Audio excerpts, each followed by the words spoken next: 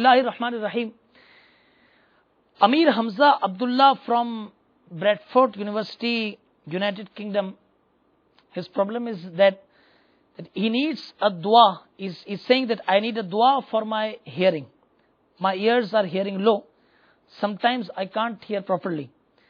The doctors are saying that I have to have an operation, but I don't want to go through the operation. So please, you can send me a dua for this purpose.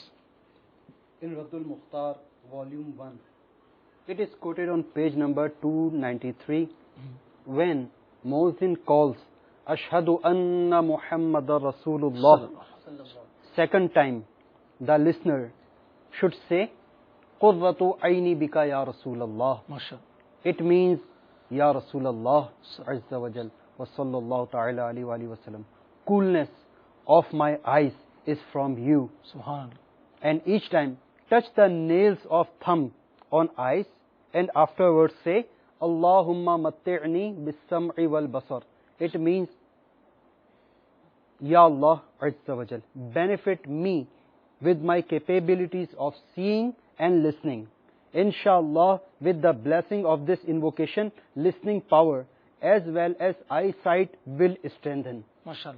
In addition, a faith strengthening glad tidings is also present on the same page of Raddul Mukhtar, which states that our grand holy Prophet sallallahu ta'ala alayhi wa sallam, the owner of heavens by benevolence of Allah Azza wa Jal, will bring the person performing invocation to the heaven. And the invocation was, when Muezzin calls Ashhadu anna Muhammadar Rasulullah sallallahu alayhi wa sallam second time, the listener should say, Qurratu ayni bika ya Rasulallah, and touch the nails of thumb on eyes, and afterwards say, Allahumma matti'ni bis-sam'i wal basar. Inshallah Azza wa Jal, listening power and his eyesight will strengthen. MashaAllah. Amir Hamza Abdullah, you got your answer.